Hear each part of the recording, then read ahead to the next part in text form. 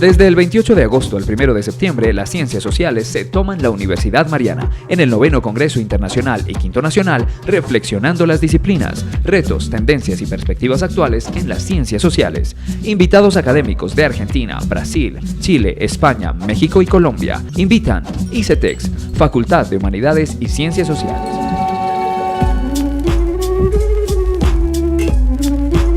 Bueno, muy buenos días. Bienvenidos, bienvenidas a este espacio de conversación, de intercambio, de diálogo.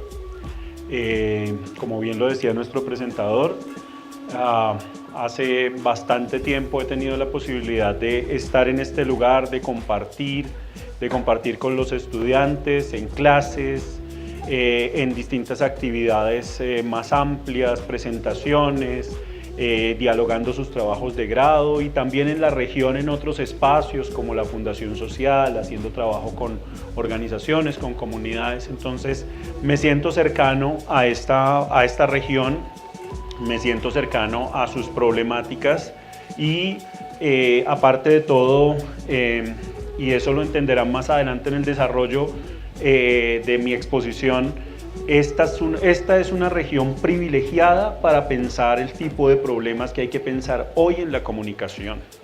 Significa que, contrario a lo que pensaríamos producto de ciertos centros y lugares como donde aparentemente es que se produce y se centra el conocimiento, en espacios como Nariño, en espacios como Pasto, hoy tendríamos que pensar que están los futuros de las discusiones de comunicación y educación, de comunicación en general y de educación en nuestras sociedades. Y ahora yo creo, voy a tratar de dar cuenta de ese planteamiento que estoy haciendo en esta charla.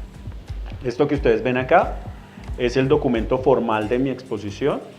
Obviamente no lo voy a leer. Este queda para la documentación, la memoria, el debate. Es el documento que formaliza lo que voy a plantear, pero atendiendo al diálogo con un público como el que tenemos hoy, pues por supuesto que voy a tratar de recoger todo lo que hay acá en un formato más cercano al diálogo, a la conversación y que permita ir hablando de nuestras cosas más cercanas al mundo cotidiano, a lo que hacemos, a lo que necesitamos saber, a lo que estamos haciendo. Entonces, pues voy a arrancar por ahí precisamente en esta temática y un poco lo primero que quisiera señalar es tratar de localizarnos, ustedes y nosotros, en el espacio en el que estamos, en el ámbito de la comunicación y luego en particular en el ámbito de la comunicación y educación. Pero voy a tratar de localizarlo de una manera muy, muy práctica. Ustedes y yo estamos en espacios académicos donde se desarrolla una forma profesional de un campo de conocimiento. Entonces hay que hacer esa diferencia. Hay un campo de conocimiento que es el campo de la comunicación y hay unas formas profesionales en las cuales las personas desarrollan, despliegan ese conocimiento. Entonces uno se vuelve comunicador o comunicador social periodista, publicista, organizacional, en desarrollo, educativo, editorial, etcétera, etcétera, etcétera. Cualquiera de las dimensiones que están planteadas ahí. Esos refieren un quehacer, una acción, un determinado tipo de oficio y está desarrollado en un esquema de profesiones. Buena noticia y mala noticia. Buena noticia. No, primero la mala. La mala noticia. Hacia el futuro, cada vez menos esas configuraciones profesionales serán útiles para algo en la sociedad si seguimos haciéndolas como las venimos haciendo. Esa es la mala. La buena, o el vaso medio lleno, es habrá que reinventar esas profesiones para que ustedes definan cuáles serán sus perfiles profesionales en el futuro. Y entonces le damos la vuelta a esta película. ¿Qué ha pasado? Entonces vamos un poco en nuestra reflexión. Nuestras profesiones son una materialización o una acción concreta que deriva de formas en las cuales entendemos la comunicación en nuestra sociedad. Como entendemos que nuestra sociedad necesita información, entonces hacemos un tipo de oficio que permite circular esa información en la sociedad y ese tipo de oficio es el periodismo. No se va a acabar hoy, no se va a acabar mañana, pasado mañana, pero todos sabemos que está cambiando y está cambiando mucho. ¿Qué significa eso? Significa que probablemente mañana, hoy ya está sucediendo, pasado mañana, la forma de ser profesional en comunicación habrá cambiado, la forma de ser profesional en periodismo habrá cambiado. ¿Por qué? Porque las necesidades de información de la sociedad están cambiando. Porque las formas en las cuales las sociedades se informan están cambiando. Ilusión. Quisiera ser editor de un medio de comunicación. Hombre, la forma como circula hoy la información muestra que cada vez los editores son menos frecuentes y cada vez más hay una función editorial que se realiza desde lugares donde no se había realizado antes. Y así sucede para los distintos campos en los que estamos. Simplemente estoy haciendo un dibujo muy cercano a nuestro quehacer para poder entender lo que está sucediendo. Y entonces, ¿a quién le damos la responsabilidad? Hagámoslo con la universidad. Entonces, la universidad es responsable de formarnos en unas cosas en las cuales no nos vamos a desempeñar en el futuro o que nos da unas habilidades para. Eso es una gran mentira, eso es una gran falacia. Es el campo de conocimiento, la disciplina de la comunicación, la que está diciéndonos unas cosas que tendríamos que aprender y por tanto nos está determinando sobre eso. Probablemente por ahí está la respuesta. Probablemente por ahí está la respuesta. Yo voy a proponer una entrada a eso que les estoy planteando ahora. Si quieren entender en qué condición quiero entrar a la pregunta, es fundamentalmente que les estoy diciendo que ustedes reinventarán su oficio, que eso tiene que ver con que el campo de comunicación como campo de conocimiento se tiene que reinventar y eso tiene que ver con que entendamos realmente lo que tenemos que saber hoy. ¿Se entienden esas tres cosas? Esas son las tres dimensiones. Esas son las tres dimensiones que están planteando. Entonces, metámonos específicamente en nuestro problema. ¿Cuál sería el camino para poder plantearse eso? ¿Hacemos un debate teórico? Nada contra las clases que tengamos de teorías. ¿Hacemos un debate metodológico? No. Por más que suene raro y pesado, por más que suene extraño, el debate que tenemos que hacer es un debate epistemológico. No dije nada.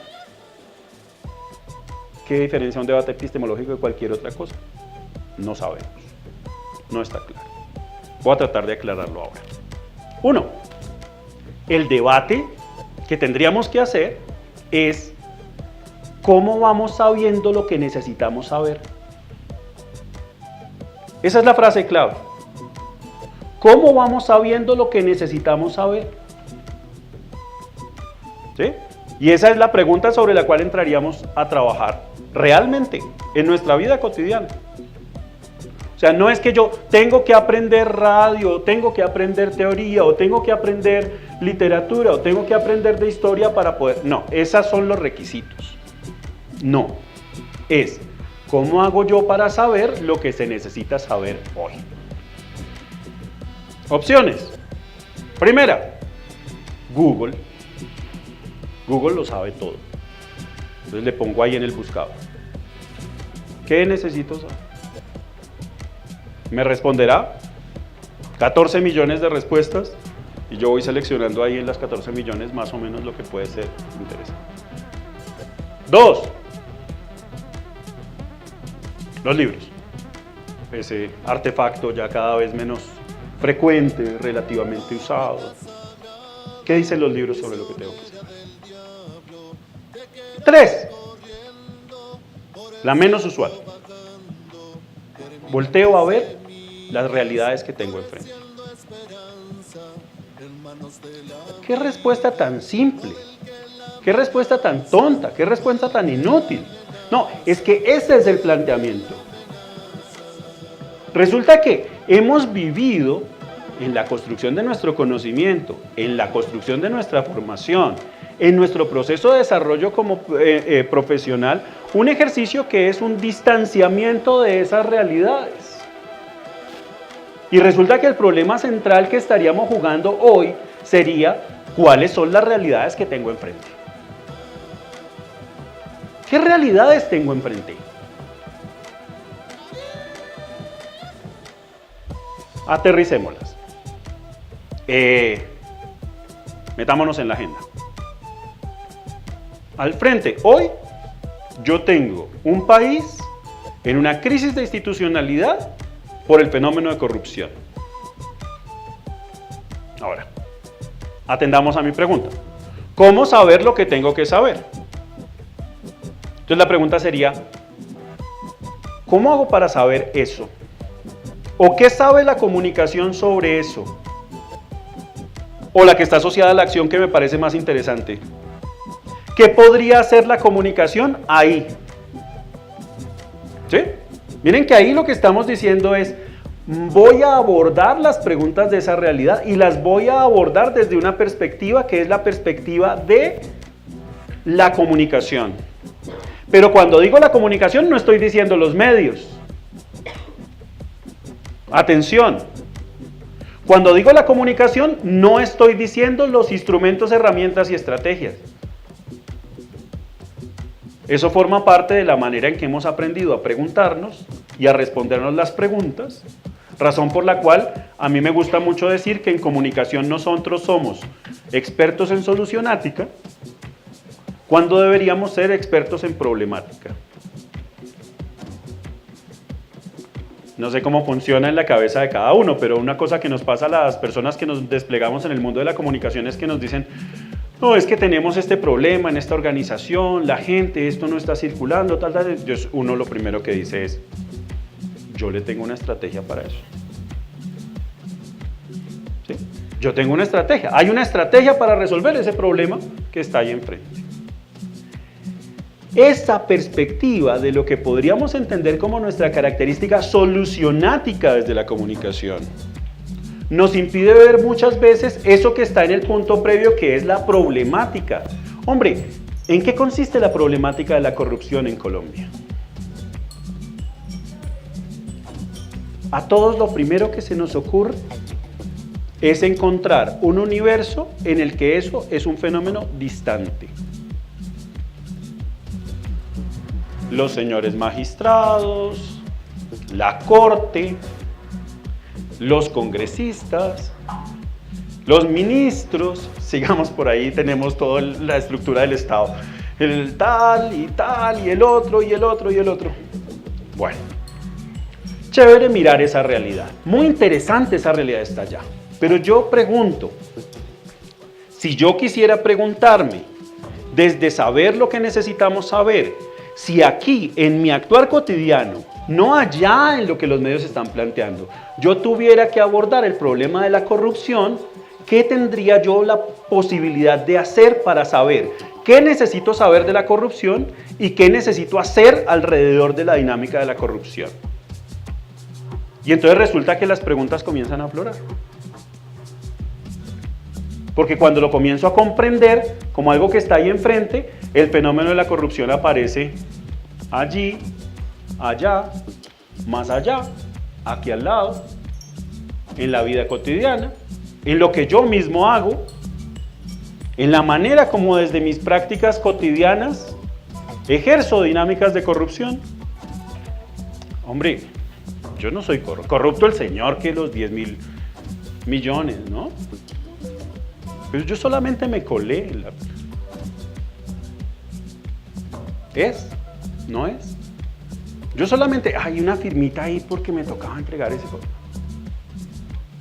¿A qué hago referencia con eso?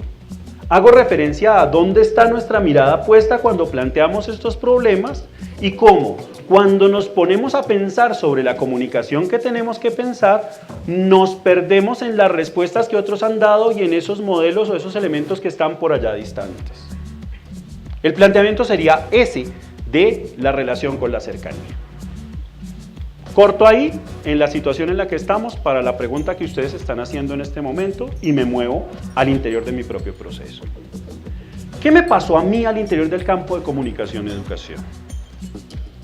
Voy a regresar un poco a mi guión para poder no perder de referencias algunas de las cosas que estaban ahí.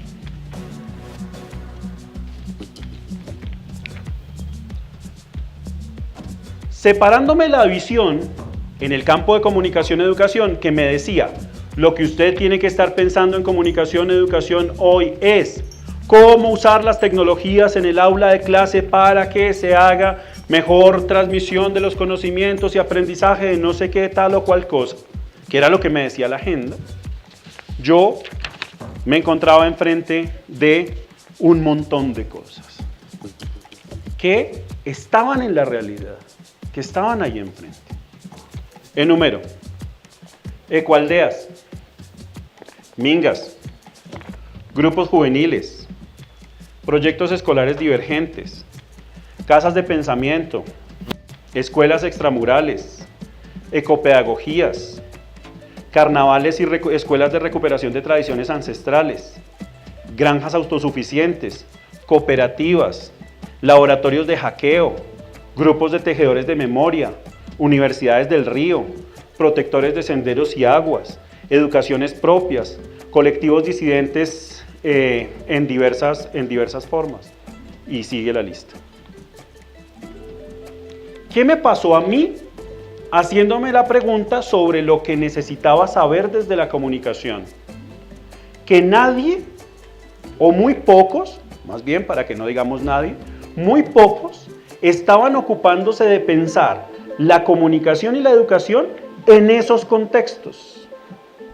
Mientras que el campo más ancho de la bibliografía, las respuestas, las institucionalidades, etcétera, estaba lleno de respuestas sobre uso de tabletas en el aula, manejo de herramientas no sé qué, uso comunicativo de tal o cual cosa. La realidad, hagámoslo de esa manera, estaba desbordando lo que yo sabía preguntarme y lo que sabía responderme. Si me encuentro ante una propuesta de educación en la cual las madres de una comunidad deciden no volver a llevar a sus niños a la escuela y hacer un proceso de educación propia, pues eso es una curiosidad. Ah, qué bonito. Pero resulta que cuando esa gente comenzó a hacer eso, está poniendo en discusión las respuestas y preguntas que yo tenía sobre lo que era comunicación y educación. Que eso ocurría en la escuela, que eso ocurría con medios, ni la una ni la otra.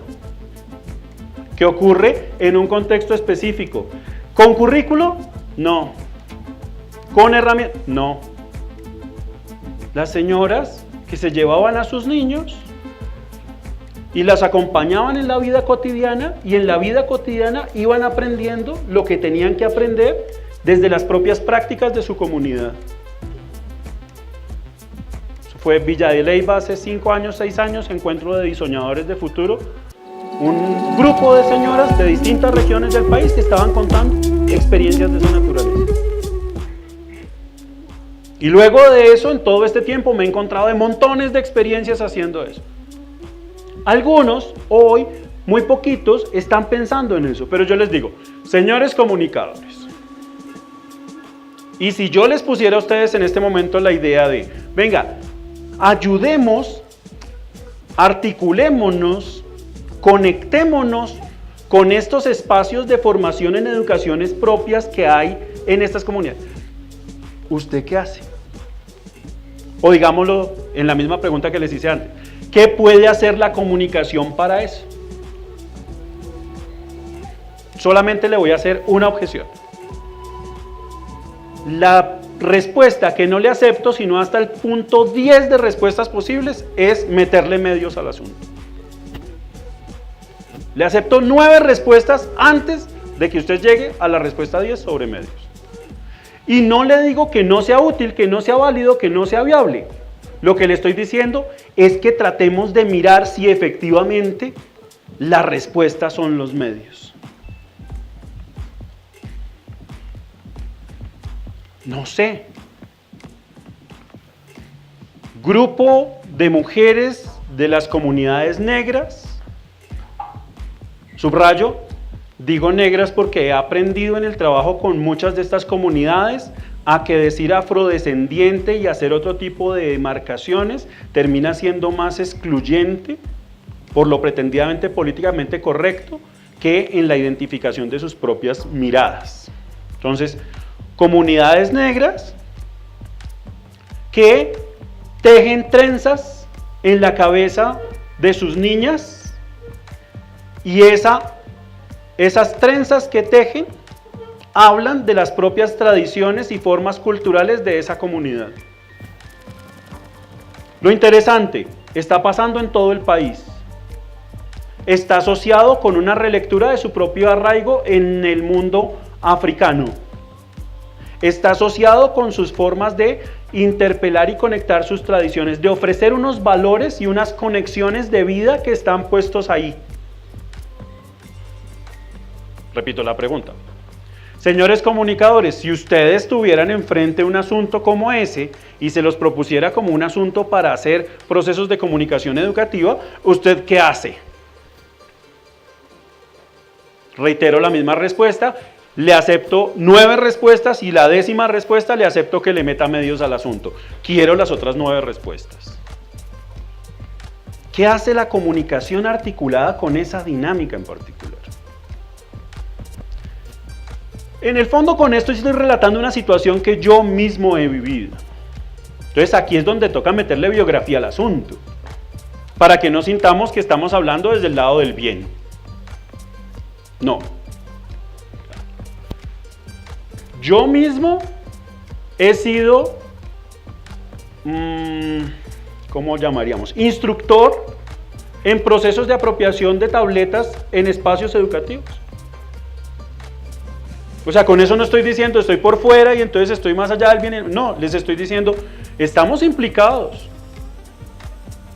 Pero la implicación no conduce a que no pensemos en que tendríamos que tener una acción y una posibilidad crítica sobre eso que estamos haciendo. O en el fondo lo que estoy diciendo es lo mismo que dije al principio.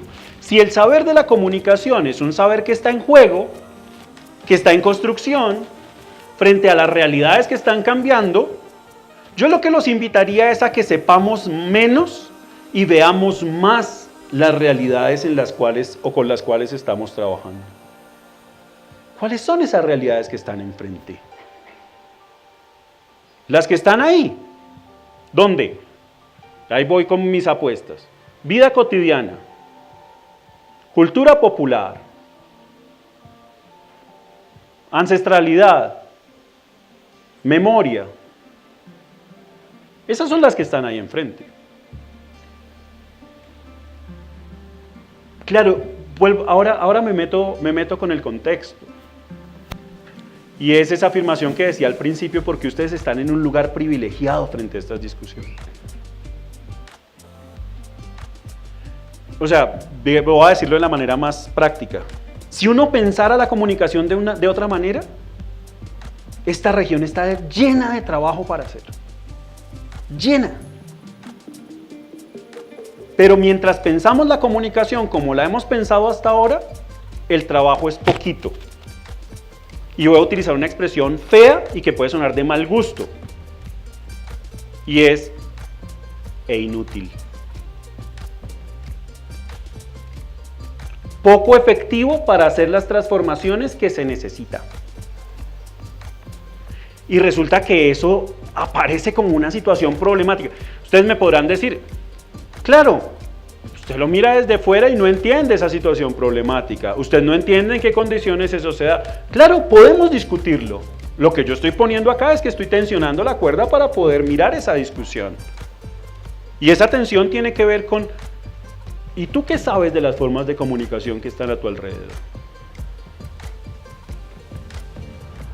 Las sencillas. A ver, hablemos de cosas que nos... La comida. ¿Qué sé yo de las formas culturales que están tramadas en la comida que como? Aparte de que sabe rico. Y aparte de que es buena. O no, que es poco saludable según los médicos, pero rica según mi vida, según mi cultura. sé yo de lo que está tejido en cualquiera de las comidas que me gusten o que estén conectadas con la memoria ancestral de mi familia.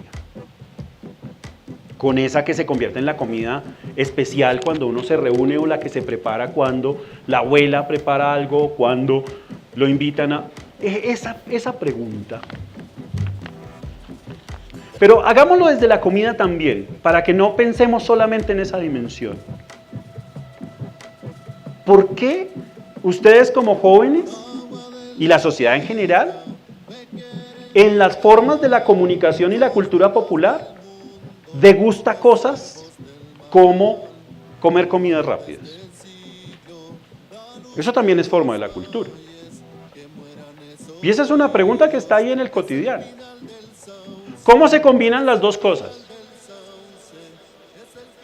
No sé, ¿cómo se combina la comida rápida y las empanadas de añejo?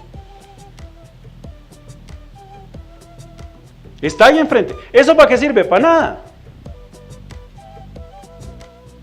No es que no sirva para nada. Es una forma retórica de decir, ojo, los fenómenos de la comunicación están ahí enfrente. Están ahí, al lado. Vuelvo sobre la riqueza de lo que yo reconozco o conozco o me he acercado a encontrar en esta región. Uno, una presencia directa e intensa de la ancestralidad indígena que reflexiona y proyecta otros modos de pensar. Voy a decirlo de esa manera. Sin negarlo. Pero una convergencia geográfica que combina la formación de una cultura indígena con la construcción de una forma social y cultural del campesinado y una relación muy particular con la costa. Cuando ustedes en el centro del país hablan de Nariño, por alguna razón la gente no piensa en que Nariño tiene costa en el Pacífico. ¿Por qué? No sé, pero eso hay que entenderlo. Tiene que haber algo en la manera como hemos comprendido esta región que hace que cuando uno le dice en el Pacífico, piense en el Chocó y no piense en Nariño.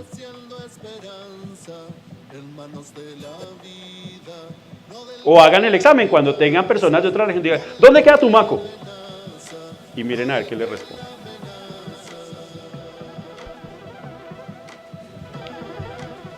Esas preguntas, esas miradas están en la comunicación, en el cotidiano. Y entonces, voy a decirlo de una manera, yo comencé a ver que los asuntos posibles a trabajar desde la comunicación crecían. Que comenzaba a encontrar en Bogotá, pues, o sea, alrededor, granjas alternativas,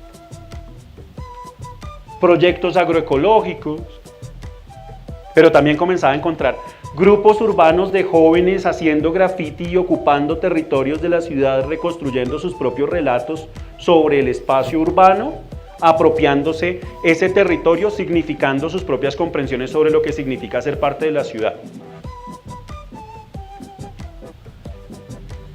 Con ese último voy a meterme en la discusión. Vuelvo sobre lo primero que dije.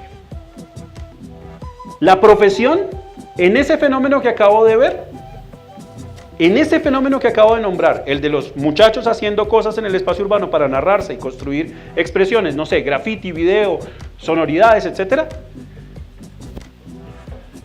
La academia ve un caso interesante.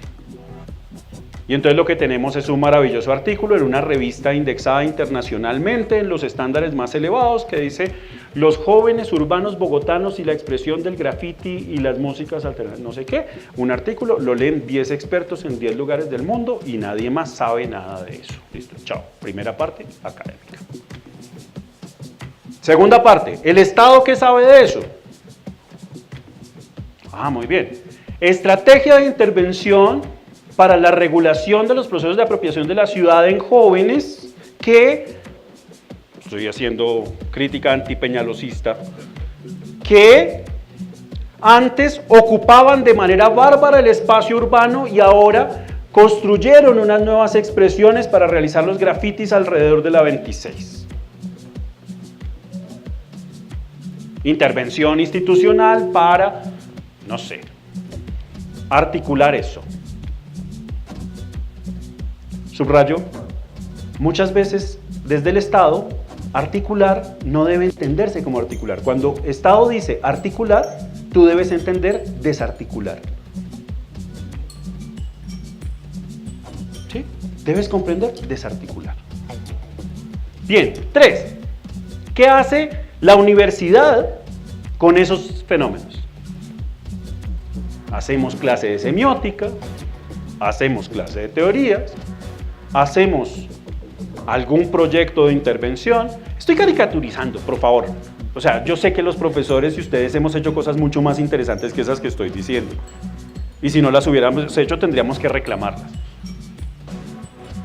Pero la vuelta que no hacemos desde el campo de saber de la comunicación es la de, oiga, peguémonos a los jóvenes que están en este espacio urbano y miremos cuál es el proyecto y la apuesta de sociedad que ellos están planteando. ¿Cuál es la idea de futuro que se están jugando ahí?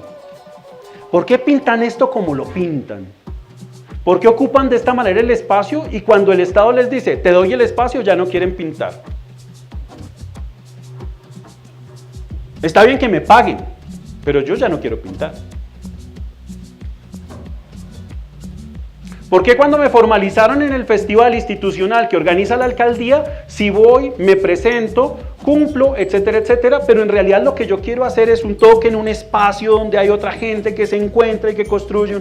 La pregunta es la pregunta por eso que está en el tejido de lo que la gente hace. Y aquí viene la palabrita que más me gusta. Lo que hemos perdido como asunto de reflexión e investigación, de comprensión y de acción en la comunicación, es eso que nos da nombre, lo común. Lo común, en todas sus acepciones. Una acepción de lo común, lo que está por ahí. Entonces la comunicación comenzó a perderse de lo que está por ahí.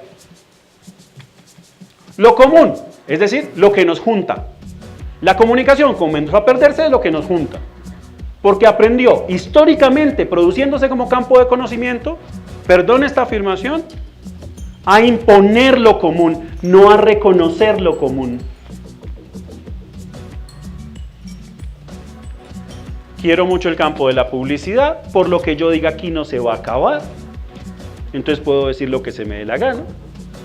Pero en realidad la publicidad es una expansión de la forma más perversa de la comunicación para construir lo común.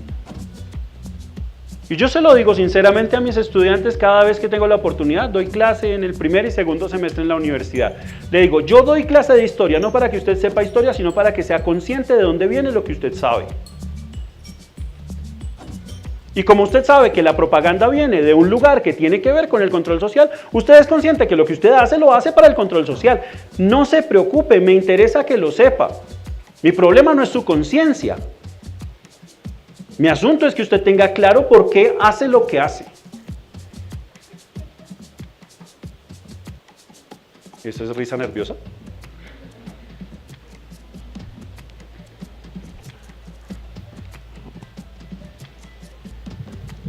No quiero perder el rumbo de lo que estoy planteando. Entonces a mí, desde esta entrada a la comunicación, se me amplió el mundo. Porque es que comencé a descubrir que había más preguntas de comunicación posibles que saberes que la comunicación académica tenía. Ahora sí vamos al dibujo sencillo de la idea de campo. Cuando uno dice campo académico de la comunicación, está diciendo aquello que la academia alcanza a ver. Y aquí voy a introducir el segundo elemento. Cuando yo digo campo de saberes de la comunicación, estoy diciendo lo que la gente en su saber y entender sabe sobre cómo es y cómo hace la comunicación en la vida. Eso que está ahí, eso que está en juego, en la vida cotidiana. Entonces, para utilizar la expresión de un gobierno reciente, trabajo sí hay. Trabajo sí hay. Lo que pasa es que estamos buscando donde el trabajo está previamente establecido sobre unos modelos definidos, donde el conocimiento está establecido sobre esos modelos definidos. Pero nos hemos perdido la oportunidad de buscar las preguntas donde efectivamente están. Algunos de ustedes seguramente conocen o recuerdan a un personaje maravilloso de la literatura latinoamericana, uruguayo, Eduardo Galeano. Escribió cosas muy interesantes, luego dijeron que se arrepintió, que sí, que no, pero siempre sus relatos fueron relatos fascinantes sobre la vida del mundo latinoamericano. Nadie como él contando las historias de la vida cotidiana del mundo. Y él utiliza una expresión que a mí me gusta mucho y la utiliza para trabajar sobre una idea que es la idea de lo que él y otros, incluido Orlando Falsborda, el investigador colombiano, muy interesante, que deberíamos recuperar en nuestro trabajo cotidiano, que se llama lo sentipensante, que es que nosotros en América Latina no estaríamos solamente del lado del pensar y del saber, sino de una cierta emocionalidad que se junta con nuestro pensar. Por eso nos gustaban cosas como ser intuitivos y todo este tipo de cosas. Pero no era para allá donde iba la referencia a Galeano. La referencia a Galeano la quiero hacer porque él decía algo sobre las preguntas que a mí me gusta pensar sobre eso que nos está pasando en la comunicación. Y es que la academia sabe muy bien rascar. Rascar, sí, rasca. La academia rasca. Y en palabras de Galeano, y rasca mucho. Muchísimo. La academia rasca mucho. Toda la producción académica, todo lo que... El problema, diría Galeano, es que rasca donde no pica.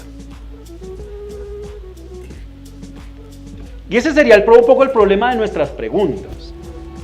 El problema nuestro no sería saber rascar, solucionática, sino saber dónde pica, problemática. Y eso es parte de lo que más se nos dificulta hacer en este terreno de la comunicación. ¿Me regalan un segundo por un poquito de agua y me quito esta chaqueta? Gracias. ¿Cómo vamos de tiempo? Tengo media hora más o menos, súper.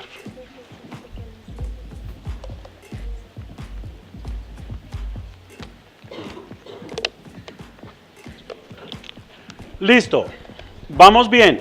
Lo único que no quiero es que sientan que esto que estoy diciendo es un regaño. Lo que estoy diciendo es una manera de abordar el problema en la que quisiera que ustedes estuvieran sintiendo en este momento que hay un montón de preguntas que no han visto que andan por ahí.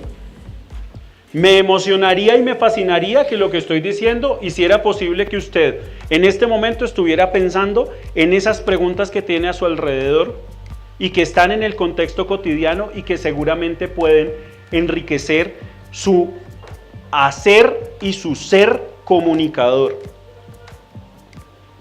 Subrayo esa relación que estoy haciendo, ser y hacer comunicador. De lo anterior voy a agarrar un hilito. Lancé la idea de que el objeto central del asunto de la comunicación era lo común. Y ahí esto se vuelve muy interesante. Y se vuelve muy interesante como actividad, como oficio.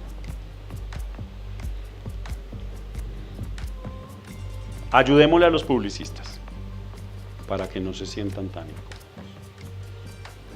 Si algo tiene de habilidad el ojo, déjeme ponerle el adjetivo, perverso del publicista, es captar lo común. Si el publicista no fuera hábil para captar lo común, sería un fracasado en su oficio. Él sabe hacer dos cosas muy bien: identificar lo común y producir lo común. Eso es lo que sabe hacer un publicista. ¿Sí? Piense usted en la mejor publicidad que usted tenga en su cabeza y las dos preguntas claves serían: ¿por qué usted se sintió que estaba ahí dentro de eso que esa publicidad propone? Y lo segundo, ¿Cómo hicieron para que usted se mantuviera al interior del significado, del sentido que esa idea de lo común produjo? Y ahí está el poder de ese publicista. Si transfiriera eso a otros ámbitos de la comunicación, en el fondo lo que estaríamos diciendo es muy probable que tuviéramos la tarea de identificar cómo nuestras distintas formas de hacer reconocen y construyen lo común.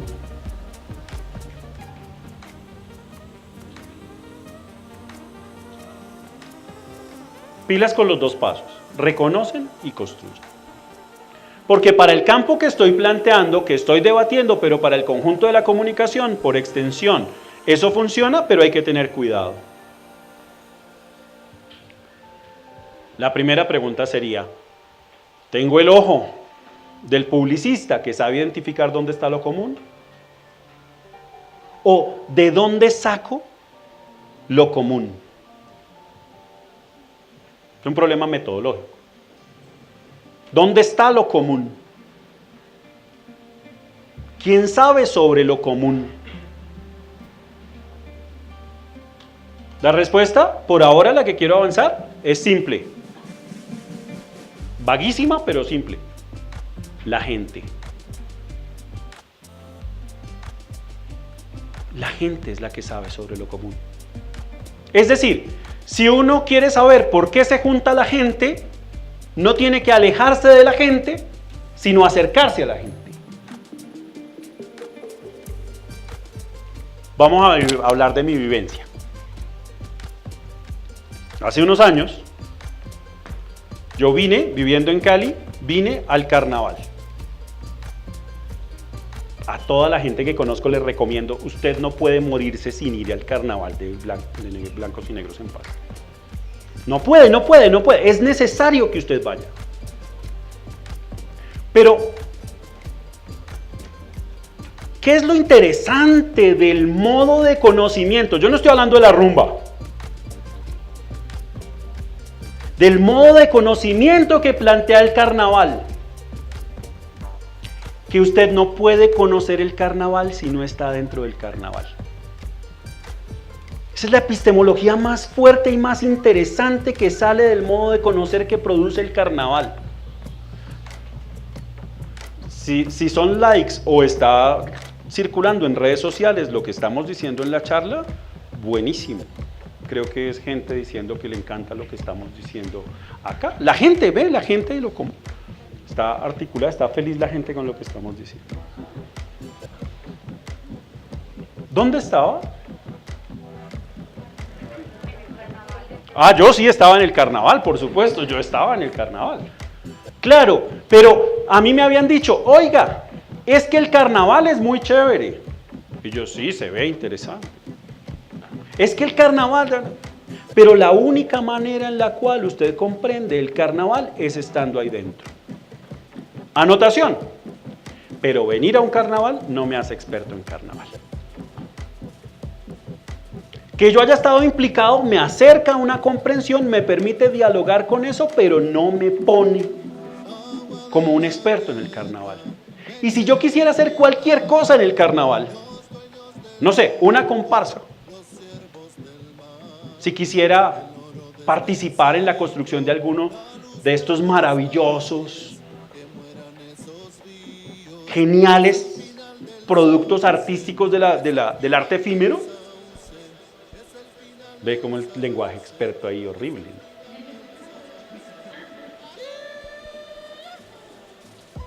Necesito caminar en esa implicación, comprenderla. Oye, los maestros que hacen esto y las familias que regresan y se reúnen y la gente que viniendo de muy lejos viene porque la idea es participar en la construcción de, en la celebración de, en el encuentro de, ahí hay todo un universo de conocimiento sobre una epistemología, teoría pragmática, etcétera, etcétera, de la comunicación que está presente en un modo de conocer. Y déjenme hacer una hipótesis que seguramente varios académicos la han reflexionado, pero que me interesa transferirla en este espacio.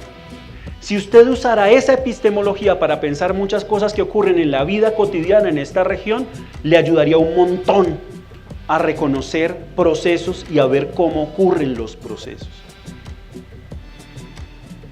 Entonces, no hagamos epistemología, si hagamos epistemología del carnaval, ¿no?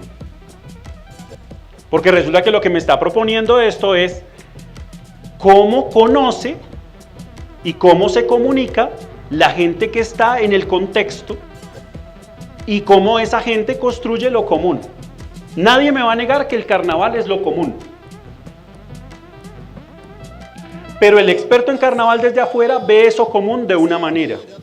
El que se implica en el carnaval entiende que hay otras cosas. Y quien ha vivido y persistido al interior del carnaval tiene una forma de construir lo común que es una parte fuerte de lo que implica las formas de comunicar en esta ciudad, por lo menos región al menos. Me sigo expandiendo en la idea. Alguien que hubiese estado en el carnaval de Río Sucio, o hubiese estado en el carnaval de Barranquilla, o en el carnaval de Oruro en Bolivia, o en el carnaval de Río de Janeiro en Brasil, cuando llegue a cualquiera de esos carnavales y venga a este carnaval, oyendo de este carnaval fuera de esos carnavales, tendría una cierta capacidad de resonar con la dinámica del carnaval. Tendría una posibilidad de pensarse en situación con esos carnavales. No sé si me hago entender. Significa que en la medida en que yo me he implicado en las prácticas de construcción de lo común y de comunicación en un contexto determinado, comienzo a ganar eso sentipensante del olfato, del gusto, del tacto sobre ciertos procesos sociales y de la cultura.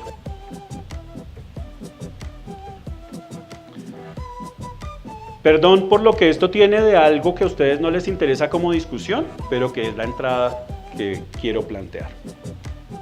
Uno de los grandes problemas en el universo académico hoy en las universidades, y me meto particularmente en el ámbito de la comunicación, es que se está privilegiando el ingreso de nuevos profesores que vienen particularmente de formaciones doctorales, porque los estándares piden eso. Porque los profesores deben ser doctores. Anotación. Hoy estoy viendo llegar montones de hojas de vida. No. De currículos académicos, no hojas de vida. La diferencia funciona. Porque tienen mucha academia y poca vida. Entonces resulta que lo que comienza uno a encontrar son personas que han tenido 4 años o 5 años en la universidad, una magnífica tesis de grado, inmediatamente hicieron una maestría, terminaron su maestría y luego de terminar la maestría se fueron al doctorado, han publicado 5 artículos académicos y uno desde la forma más perversa le dice, óyeme, ¿y qué tanto barro tienes tú en los zapatos? Y en eso estoy diciendo, ¿qué tanta vida transita por tu hoja de tu currículo? Y eso sí que es importante en esto que estamos hablando. Porque es que, y ahora déjenme extender la crítica a lo que tenemos aquí. Y es, ¿cuántos de nosotros hemos estado presentes visitando o coparticipando de una actividad, por ejemplo, con una comunidad en un resguardo? No tienen que levantar la mano, cada uno hace su respuesta hacia adentro. ¿Cuántos de nosotros no se han metido solamente en ver las dinámicas urbanas, sino que se han metido a, no sé, agarrar un spray y hacer una liniecita en un muro con algo? No tienen que levantar la mano tampoco en esa dirección. La frase es sencilla y está planteada académicamente en el texto. Comunicadores, educadores e investigadores que no estén implicados no estarían en la posibilidad de construir y reconocer estas formas de lo común. Las podrían mirar desde afuera como expertos, como el saber que nos enseña el médico, que se le hace el examen, extrae los datos y dice, usted tiene gripa. No, tenemos gripa, ¿no? Pero los saberes del quehacer de la comunicación están conectados con esa otra relación. Resulta que otros saberes, sí, cuando alguien está enfermo en una casa, no dice, el niño está enfermo, dice, estamos enfermos. Porque la enfermedad es una condición colectiva.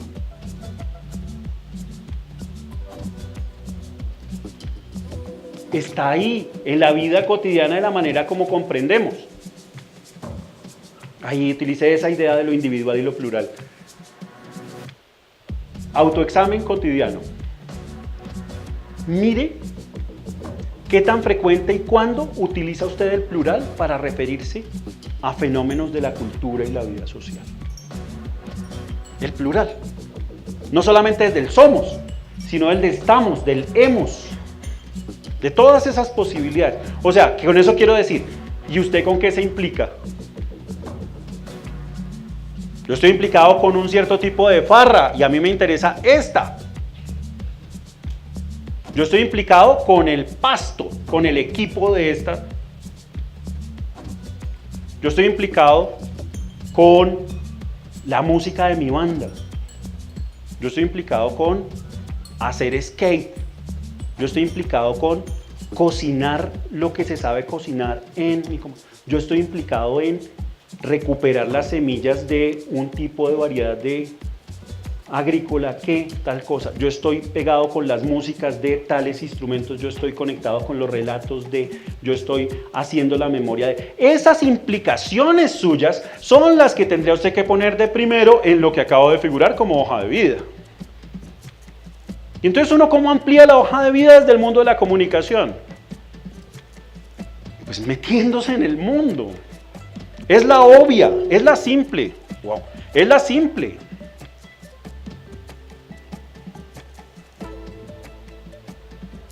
Seguramente para nosotros es grato que los comunicadores, educadores y los comunicadores en sus distintos ámbitos nos parecemos menos a los asépticos médicos con su bata, tomando una distancia, que a los implicados en el terreno levantando y construyendo un trabajo directo.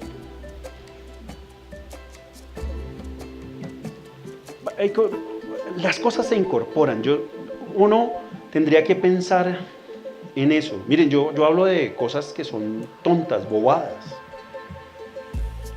Un día, en una comunidad con la que estamos tratando de construir un proyecto muy cerca de Bogotá, en un sitio que se llama Choachí, para cuidar el páramo y demás. Ahí hay un terreno en el que se está haciendo una recuperación de la tierra que ha sido arrasada por el tipo de cultivos que se están haciendo. Y entonces estábamos fumigando, pero la fumigación que se hacía es con una mezcla que venía del saber de taitas de la sierra y la estábamos aplicando para ese terreno. Y lo que voy a decir es bobísimo porque para muchos de ustedes puede ser una experiencia incorporada, real, viva. Yo entendí ese asunto de la fumigación con el tanque de fumigación colgado, con lo que olía, con el olor a tabaco, a ajo, a todos los elementos que estaban ahí, y paseándome un campo suficientemente largo con ese tanque, bombeando y esparciendo lo que estaba usando en ese momento. Eso es una bobada. Pero yo les digo que esa sensación en el cuerpo tiene que ver con esa misma que les estaba diciendo antes de la implicación. Con la idea de que usted está en esas realidades en las cuales está construyendo, interviniendo y produciendo un saber. Un poquito de agua.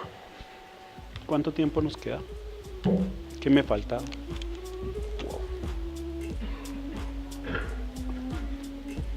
Quedan 10, ¿aguantan como 15? ¿20? Bueno, entonces está bien. Entonces, perdón, que ya el calor, la hablada, la sudada y demás.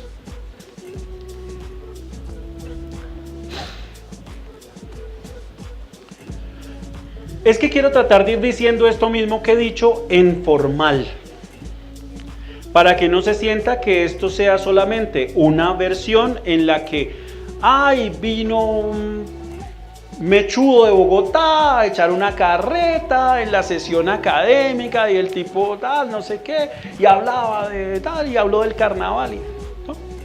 Sino que la idea es que lo pasemos a esa discusión que está pasando hoy.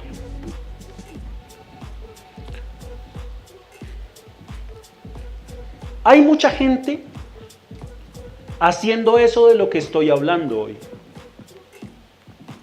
Y es gente que está haciendo cosas simples o complejas, más elaboradas o menos elaboradas, pero que están conectadas con todas estas dimensiones. Aquí sí necesito que levanten la mano. Levante la mano quien ha visto un documental que se llama Ñambí.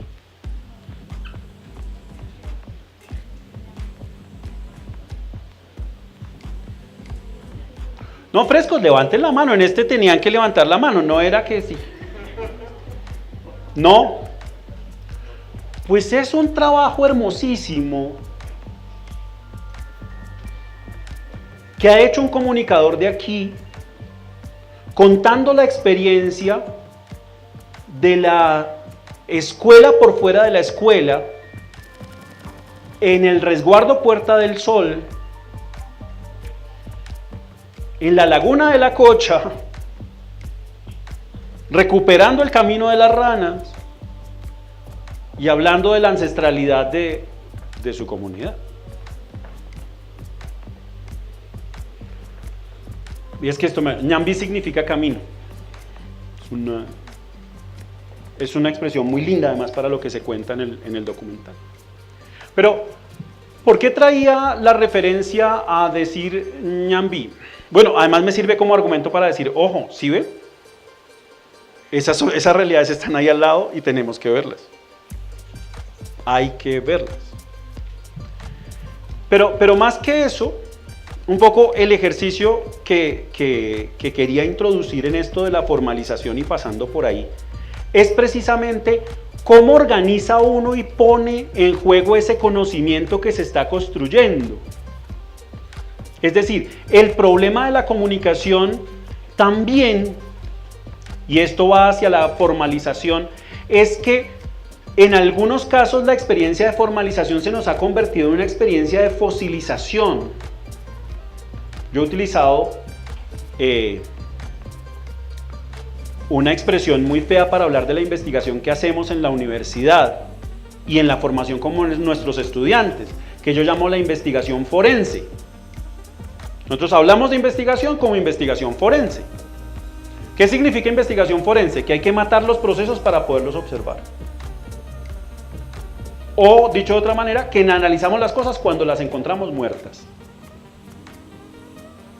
Y en ese sentido, nuestros objetos de investigación pasan por cosas que están de alguna manera construidas en esa perspectiva forense, y la vitalidad del campo, lo que hace que el campo de conocimiento, que el campo académico tenga vida, se pierde. Porque es lo emergente, y aquí comienzo a utilizar esas categorías. Lo emergente, la construcción de lo posible, donde comienza a tener mucha fuerza esto que estamos diciendo. Lo voy a decir de una manera extrema para que me entiendan. Los saberes que dije que están presentes en la comunicación y educación hoy, no los sabe la gente de la que hablé antes, no los sabe para investigar. Lo sabe porque para ellos investigar significa transformar su mundo y hacer las cosas posibles de sus propios proyectos de vida. Por eso investigan. Mi conexión con la investigación forense. En la academia investigamos para ganar puntos, para publicar libros, para sacar artículos, para otra cantidad de cosas. La pregunta es, ¿dónde Se perdió la fuerza transformadora que tenía la investigación, pensada fundamentalmente como una manera de cambiar el mundo. Y eso incluye todo aquello que pensamos que no es investigación.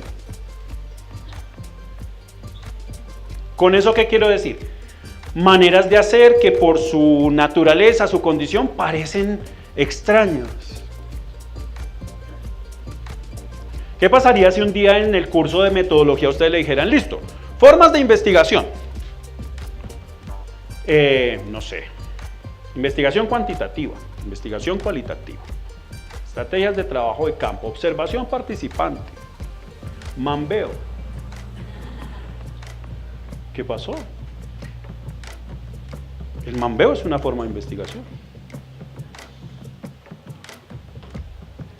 Lo que pasa es que nuestra perspectiva de las epistemologías definidas por nuestra academia supone que el mambeo es un objeto de conocimiento. Estudiemos el mambeo para ver qué es lo que pasa cuando... Y cuando el investigador se implica, entonces es una ruptura por dentro, por fuera. Eso no es un modo de investigar.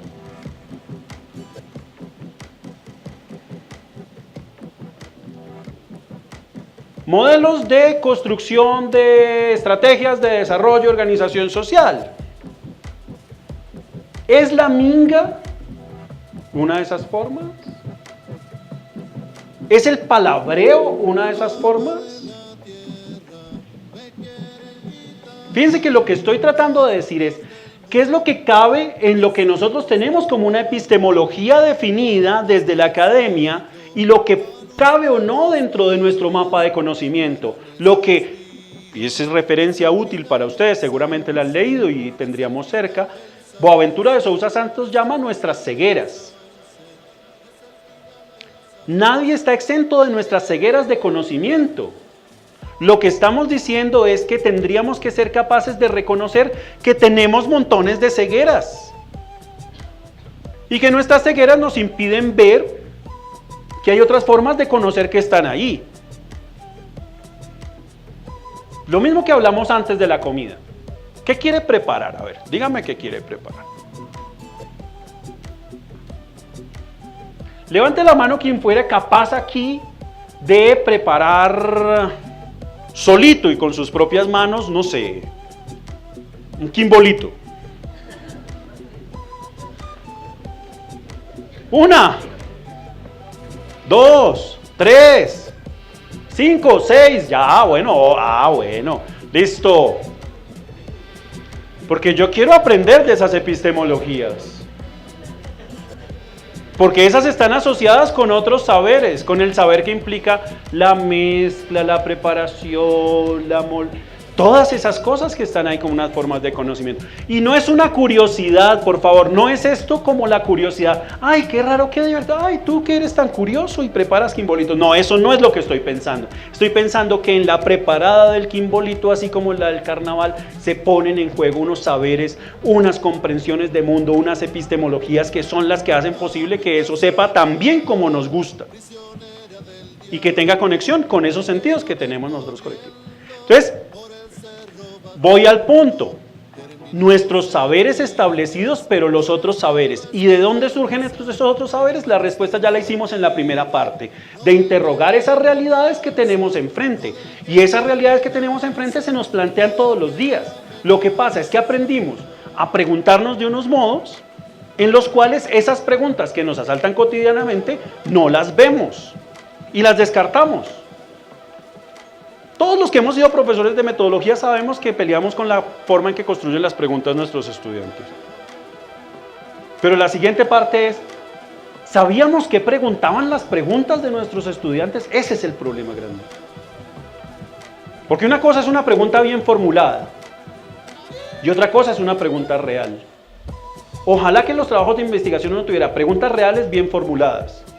Pero al elegir entre las dos cosas yo preferiría que al menos tuviera preguntas reales. Preguntas que rasquen, pero que rasquen donde pica. ¿Cierto? Que sería la relación. Entonces, ojo con lo que estoy tratando de hacer. Estoy diciendo, aquí emerge este campo. Ahora, ¿qué es lo que sucede? Aquí se nos cambia el enfoque, porque el problema no es solamente que habla de nuestras cegueras, de lo que no vemos, sino que también está hablando de otras cosas. Uno, por ejemplo, de otros modos de investigar. Dos, que investigar, óiganlo todos los que estén pensando en hacer trabajo de grado o tesis o alguna cosa de eso, que investigar no solamente tiene que ver con producir un texto para que lo lean sus jurados y luego guardarlo en la casa como un bonito recuerdo y dejarlo en la base de datos de la universidad. Que investigar tiene que ver con transformar realidades. ¿Qué tal que uno pusiera indicadores de esta naturaleza? Por ejemplo, en vez de trabajar, o bueno, extendiendo el concepto de pertinencia que está en los trabajos de grado y que a veces termina siendo una pertinencia académica, uno le dijera a los estudiantes, oiga, su proyecto de grado, ¿qué pertinencia tiene para la gente con la que usted está trabajando? No para usted, no para el campo académico, sino para la gente con la que usted trabaja. ¿A esa gente le interesa que esa pregunta se responda? ¿A esa gente le interesa que eso que usted quiere cambiar cambie? ¿Por qué sí o por qué no? Eso es una pregunta para ellos, no es una pregunta para ellos, etc. Siguiente. Perdón por utilizar esa palabra, pero la voy a tratar de limpiar en su salida al ruedo. Es un problema político, pero no de la política que bien sabemos que estamos conversando. Estamos diciendo, ¿será de esa política? Pero antes que nada lo entendemos como la capacidad que tiene cualquier colectivo, comunidad, organización, grupo humano para definir para dónde va. Entonces la investigación tiene que ver con un sentido de hacia dónde ir. Y ese no se resuelve en los objetivos del proyecto de investigación. Se resuelve en relación con los sujetos implicados en ese proceso preguntando, ¿y ustedes para dónde quieren ir?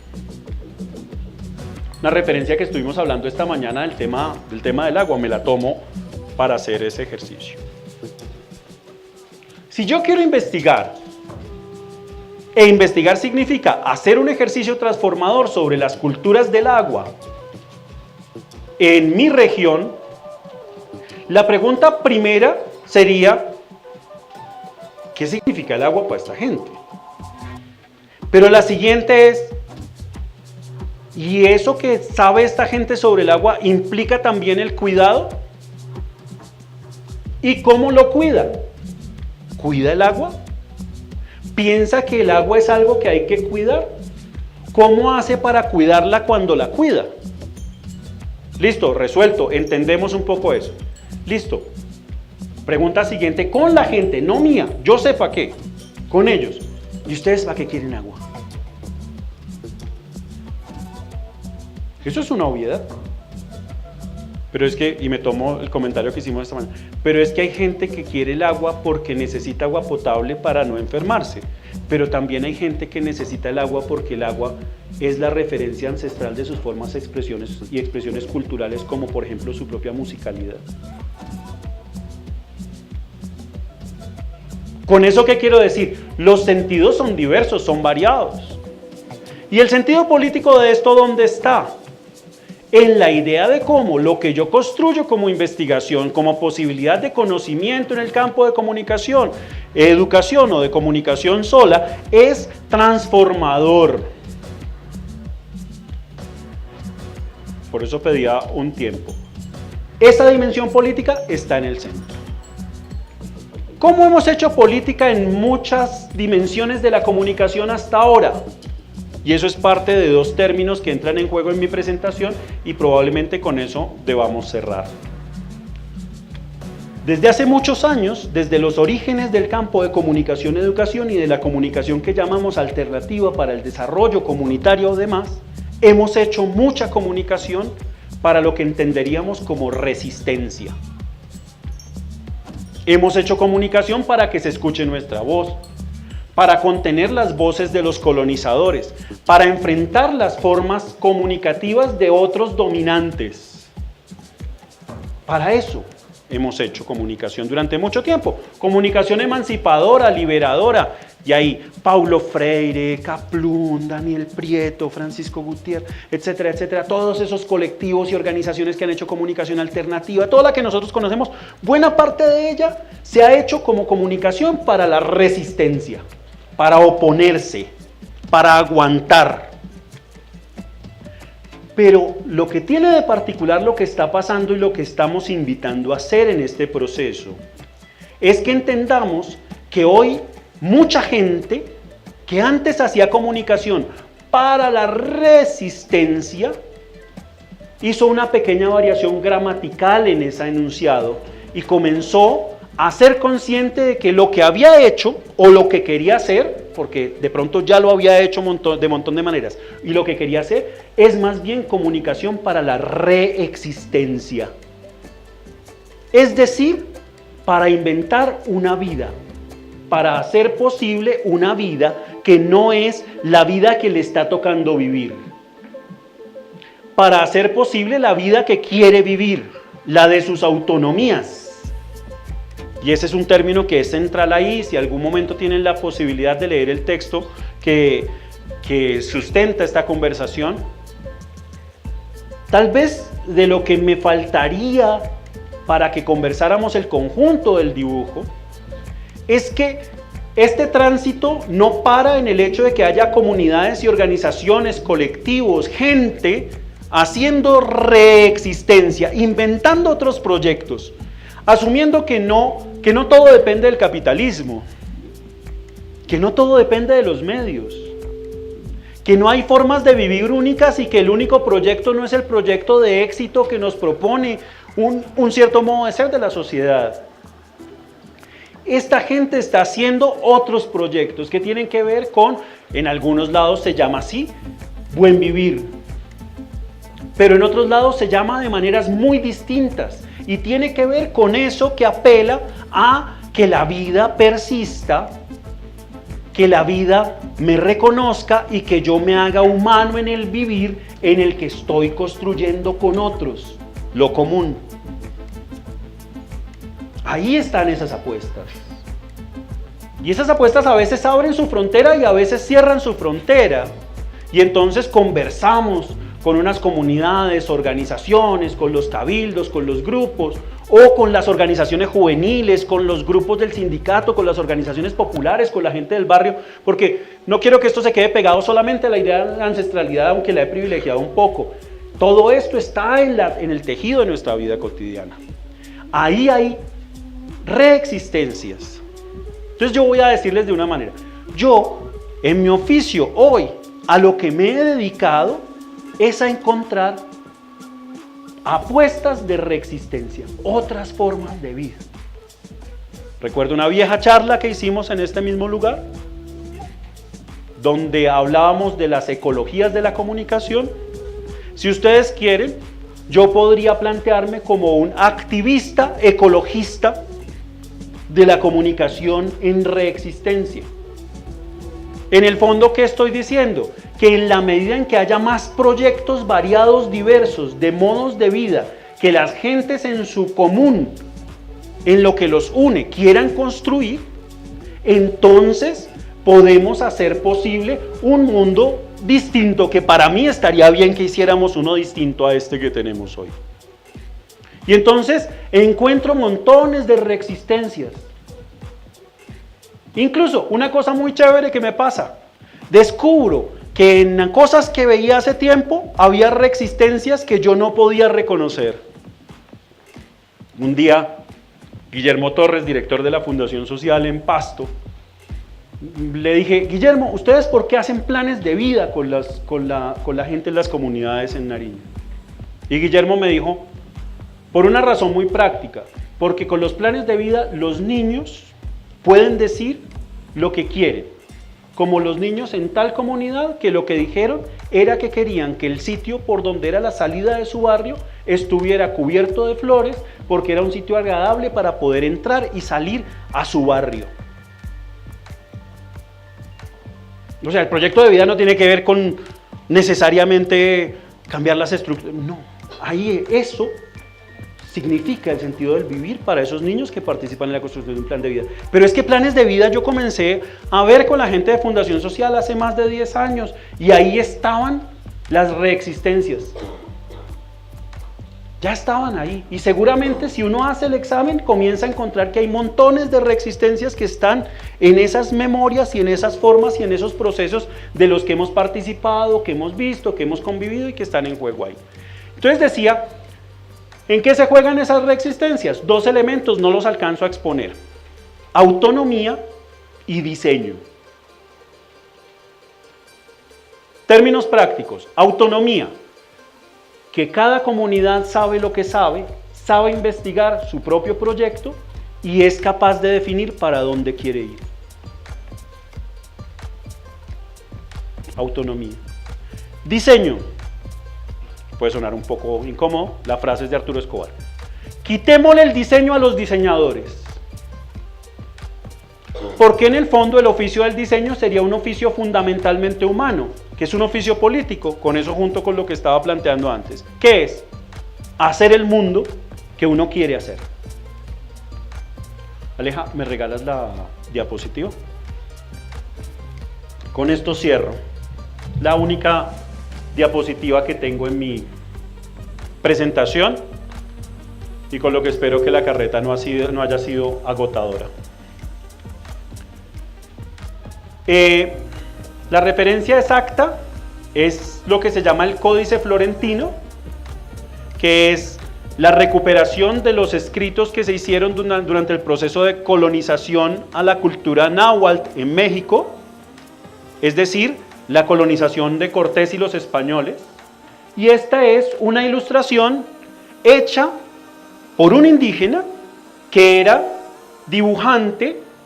Ustedes saben que los indígenas tenían una escritura sobre todo pictográfica que iba camino a lo ideográfico cuando llegaron los españoles a México, y está en el texto donde se cuenta lo que se llama en México y en la historia cortesana la noche triste. Ahí ustedes ven, más o menos en medio están como los colonizadores y lo que hay es como la gente pasando por un puente, vienen unas canoas y hay unos indígenas persiguiendo. Ese es el contexto. Pero yo la pongo porque esto está detrás del modo de pensar que a mí me interesa mover en una charla como esta. ¿Saben qué? No puedo saber, pero yo quisiera saber quién dibujó eso. Y no solamente para ubicar al sujeto, sino porque ese dibujo para mí expresa una forma de resistencia y de reexistencia en términos de lo que hoy debería ser nuestro debate fundamental. ¿Y qué es lo que nos tiene en crisis? Es salir de nuestra perspectiva, podernos descentrar, no comprar la perspectiva que nos dieron, sino ser capaz de mirar desde más de un lugar al tiempo. No desde más de un lugar, yo miro desde acá, claro, eso es fácil, pero desde más de un lugar al tiempo, lo que querían los cubistas, lo que quería Picasso, desde más de un lugar al tiempo. Este personaje, este indígena que pinta eso, ve desde distintos lugares al tiempo. Y por eso nos incomoda como dibujo. Si lo miro desde acá, veo la escena de los que persiguen a los colonizadores que van en los caballos. Pero si lo miro desde acá, estoy viendo los indígenas que están atacando desde el río. Pero si lo veo desde el otro lado, ellos vienen en una dirección distinta. Y no sé dónde pararme. Esto funcionaría muy bien si usted lo contrasta con los dibujos que los españoles hicieron de la misma escena. Porque tienen perspectiva, tienen punto de vista, tienen eso que es Occidente. No hay nada más fuerte para entender lo que es Occidente y sus formas de colonización y dominación que la perspectiva. Porque nosotros nos bebimos completico el modelo de la perspectiva para pensar el mundo. Entonces, ¿cuál es la idea aquí? En esa ecología de la que estaba hablando. Desbaratar la perspectiva. Trate de pensar desde distintos lugares al tiempo.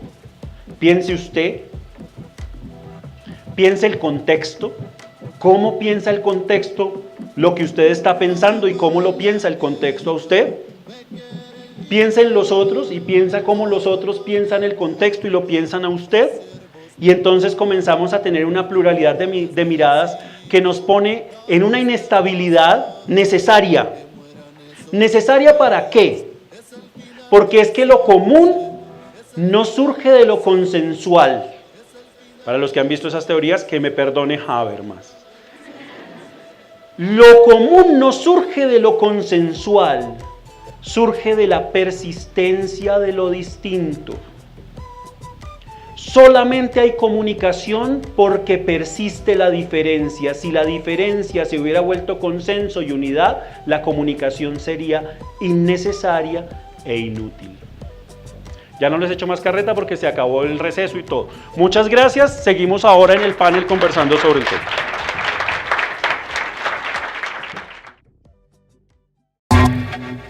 Desde el 28 de agosto al 1 de septiembre, las ciencias sociales se toman la Universidad Mariana en el 9º Congreso Internacional y 5º Nacional, reflexionando las disciplinas, retos, tendencias y perspectivas actuales en las ciencias sociales. Invitados académicos de Argentina, Brasil, Chile, España, México y Colombia. Invitan ICETEX, Facultad de Humanidades y Ciencias Sociales.